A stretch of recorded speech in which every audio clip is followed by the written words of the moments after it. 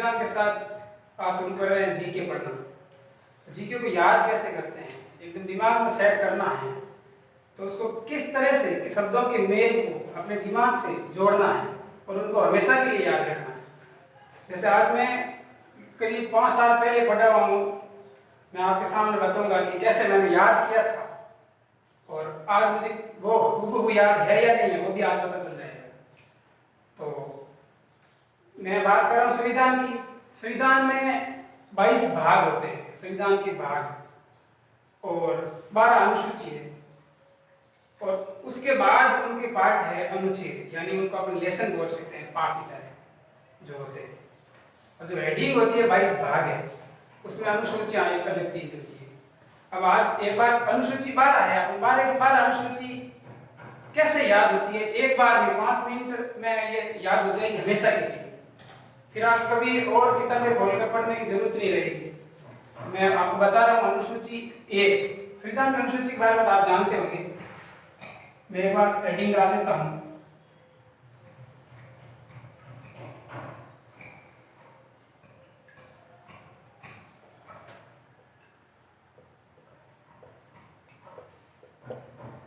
संविधान की अनुसूची आपको याद रखना है कि 12 अनुसूची है। यहाँ मैं 1 नंबर लिख देता हूँ, ये 1 नंबर पहली अनुसूची है। इसमें शुरुआत किससे होती है? शुरुआत में हम जहाँ है देश का नाम। अनुसूची 1 में क्या होगा, जो जिस देश में अपन रह रहे हैं उसका नाम और उनका राज्य क्षेत्र, उनके क्षेत्र का नाम, यानी कि राज्य क्षेत्र और राज्य का नाम। यहाँ राज्य एवं राज्य क्षेत्र का नाम का मतलब राज्य, यहाँ राज्य से मतलब स्टेट नहीं है। यहाँ ये जो राज्य यहाँ शब्द यूज हो रहा है संविधान में, उसका मतलब कंट्री, देश है, राज्य और राज्य क्षेत्र। अब राज्य और राज्य क्षेत्र का उल्लेख नंबर 2। अब याद कैसे रखेंगे कि पहला था अपना देश का नाम, अपने देश का नाम सबसे पहले राज्य और राज्य क्षेत्र। अब राज्य का नाम और उनका क्षेत्र का विस्तार बताया हुआ है, मतलब कितने केंद्र शासित प्रदेश है और कितने राज्य है, वो सब अनुसूची 1 में है। अनुसूची 2, अब जैसे हम लोग 2 दिमाग में ऐसे सेट कर लो कि 2 क्या, तो वेतन, तो किसका वेतन का उल्लेख है अनुसूची 2 में। जब आप अनुसूची 2 की कर रहा हूं, अनुसूची 2 को याद रखने के 2 जैसे आपको याद रखना अनुसूची 2, तो ऐसे याद रखना है कि वेतन 2। अब इसमें किसका उल्लेख है? वेतन का उल्लेख है। थोड़ा सा इनके साथ ये याद रखना है कि वेतन किस के वेतन का उल्लेख है संविधान में, किन का वेतन यहाँ मिलेगा। अब राष्ट्रपति का वेतन का उल्लेख है, राज्यपाल के वेतन का उल्लेख है, लोकसभा अध्यक्ष और उपाध्यक्ष,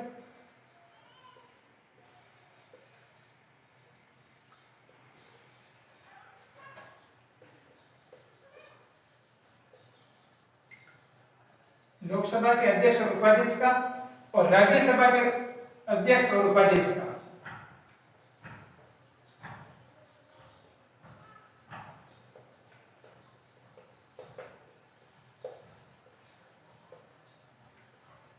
किताबों में खूब लिखा हुआ मिल जाएगा आपको। यहाँ मैं स्पष्ट और सुंदर लिखने की कोशिश नहीं कर रहा हूँ, आपके दिमाग में सेट करने की कोशिश कर रहा हूँ।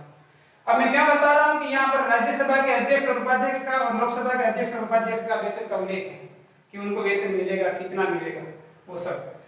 वो इसलिए कि अगर क्वेश्चन बनता है कि अनुसूची 2 में किन के वेतन का उल्लेख नहीं है, और ऑप्शन होते हैं राष्ट्रपति, उपराष्ट्रपति, राज्यपाल, लोकसभा अध्यक्ष। अब बताओ आप कौन सा इसमें नहीं है? तो उपराष्ट्रपति के वेतन का उल्लेख वहां नहीं है, क्योंकि उपराष्ट्रपति कौन होता है? राज्यसभा का अध्यक्ष। तो वहां उपराष्ट्रपति के रूप में उनको कोई वेतन नहीं मिल रहा, उनको वेतन मिलता है राज्यसभा के अध्यक्ष के रूप में। तो ये उल्लेख, ये इसलिए याद रखना, 2 वेतन 2। अब तीसरी अनुसूची की बात कर रहे हैं अपन, अनुसूची तीसरी। अब तीसरी, जैसे अपन बोलेंगे तीसरी, इसमें सह पर अपन थोड़ा सा दिमाग लगाएंगे कि तीसरी के लिए इसमें शपथ, यहाँ शपथ का उल्लेख है। अब किन की शपथ?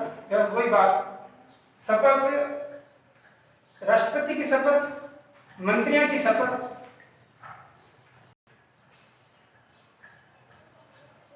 अलग अलग तरह से होते हैं। शपथ में भी आपको थोड़ा सा याद रखना है, राष्ट्रपति किसकी संविधान किसकी शपथ लेता है, मंत्री किसकी शपथ लेता है। अब मंत्री शपथ लेता है पद एवं गोपनीयता की, मतलब बात वो गोपनीय रखेंगे मंत्री, भले वो प्रधानमंत्री भी हो, बात जनता को नहीं बताएंगे, ऐसे शपथ लेते हैं वो। फिर आप दूसरी बात क्या बताइए, संविधान की रक्षा की शपथ लेते हैं राष्ट्रपति। तो आपको याद रखना अनुसूची 3 में शपथ है। अब इसलिए याद रखें कि थोड़ा सा ये रखो, तीसरी, ऐसे कुछ हिंदी में दिमाग लगाओ, तीसरी, अब से ऐसे शपथ जोड़ो कि तीसरी शपथ है। एक बार ढंग से देख लोगे हमेशा के लिए याद रह जाएगा, अभी थोड़ा अजीब लग रहा। अब अनुसूची 4,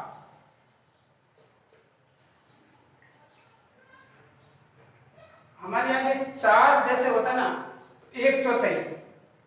अब मैं किसान हूं और साथ में टीचिंग भी करता हूँ, गवर्नमेंट जॉब भी करता हूँ, फिर भी वहाँ खेती में 1/4 से बहुत संबंध है, क्योंकि जैसे हम खेत बोलते हैं किसी को देते हैं 1/4 से देते हैं।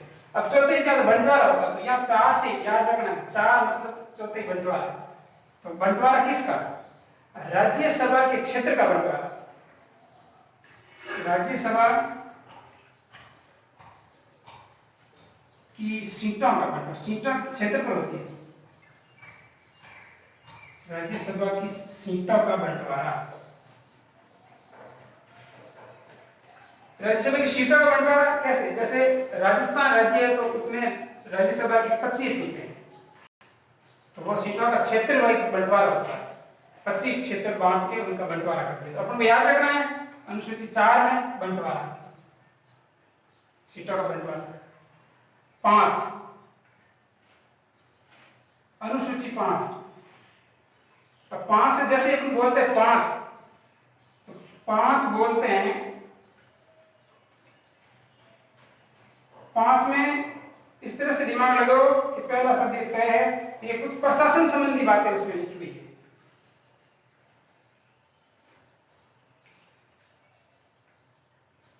अब प्रशासन कौन सा, अनुसूचित जनजाति क्षेत्रों का प्रशासन।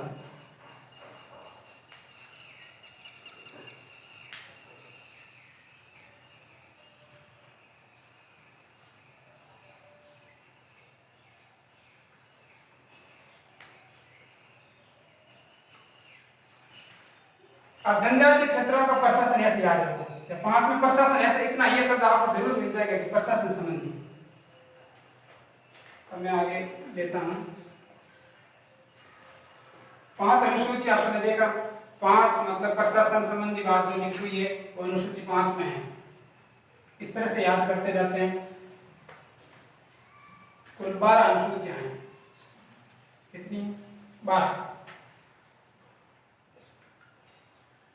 टोटल 12 अनुसूचियां।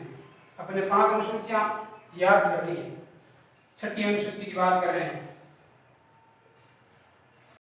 अब छठी अनुसूची में जैसे 5वीं अनुसूची थी उसमें प्रशासन था, तो आपको ये याद रखना है कि 5वीं के बाद भी प्रशासन चलेगा। अब प्रशासन 5वीं में तो जनजातीय क्षेत्रों का प्रशासन था, यहाँ कुछ ऐसे राज्य है उनके प्रशासन की बात करते हैं। उनमें कौन कौन से है, असम, मेघालय, मिजोरम और त्रिपुरा। अब आप कहोगे इनके प्रशासन की बात,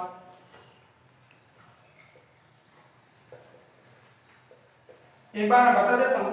प्रशासन का मतलब यहाँ है कुछ विशेष अधिकार दिए जाते हैं राज्यपाल को कि वहां के क्षेत्र है ये भौगोलिक दृष्टि से और जनजातियों के निवास स्थान के हिसाब से वहां का कल्चर थोड़ा अलग से है, इसलिए वहां का प्रशासन अलग से मेंटेन करना पड़ता सरकार को, इसलिए इस अनुसूची में इनका उल्लेख कर रखा। अब बोलोगे इसको कैसे याद रखेंगे, असम, मेघालय, मिजोरम, त्रिपुरा, यहाँ तो मणिपुर भी आ जाएगा मिजोरम की जगह, ऐसे कैसे याद हो जाएगा मेघालय ये साथ। तो इसको थोड़ा सा इनको भी दिमाग में सेट करने के लिए यहाँ ये थोड़ा सा दिमाग ऐसे जोड़ लगा दो, जैसे मैंने याद किया वैसे मैं बता रहा हूँ। आसो मेघो, अशोक और मेघा ये मित्र है, मित्र है। अशोक, मेघामित्र, इनका प्रशासन संबंधी बात होता है। असम, मेघालय, मिजोरम और त्रिपुरा के ही प्रशासन की बात चल रही है। क्वेश्चन बन सकता है अनुसूची 6 में इनमें से किस राज्य के प्रशासन का उल्लेख नहीं है? तो आपको यहाँ पर ऑप्शन मिलेगा मिजोरम या मणिपुर। उसमें से एक आप मणिपुर या मिजोरम कौन सा है कौन सा नहीं है ये आपको ध्यान रखना है, क्योंकि मेघालय, मणिपुर, मिजोरम इनमें कंफ्यूज चलता है। बात करते हैं अनुसूची 7 की।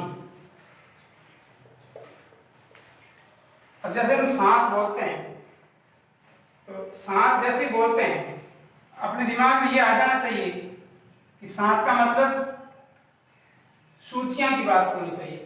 7 सूचियां। अब सूचियां कैसे, ये क्या है सूचियां? अनुसूचियां पढ़ ही रहे हैं और कौन से सूचियां? सूचियां वो चीज है जो कानून बने हुए तो खूब है, पूरा संविधान है, पर उनमें से कौन कौन से केंद्र चलाएगी, कौन से राज्य चलाएगी, कौन से कानून दोनों मिलकर चलाएंगे, वो सूचियां इकट्ठी करके अलग अलग बता रही संविधान। तो 3 सूचियां होती है, आप जानते हैं, संघ सूची, राज्य सूची और समवर्ती सूची। संघ सूची, संघ सूची का मतलब जिसमें केंद्र उस पर कानून जो बनेगा उस पर केंद्र चलाएगी, इनका क्रियान्वयन केंद्र सरकार करेगी और नए कानून बनाएगी, उनसे संबंधित विषय का तो वो केंद्र बनाएगी, वो सब्जेक्ट बांट देंगे यहाँ पर। और राज्य सूची, अब इसमें वो सब्जेक्ट है जहाँ राज्य सरकार है उन पर कानून बनाएगी। आगे जैसे पढ़ेंगे विस्तार से बताएंगे किस क्षेत्र पर राज्य सरकार कानून बनाती है, किस केंद्र बनाती है।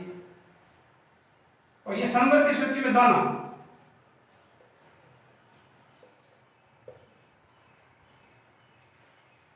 यानी केंद्र और राज्य दोनों मिलकर जिस विषय पर कानून बनाएगी उनका उल्लेख समवर्ती सूची में है।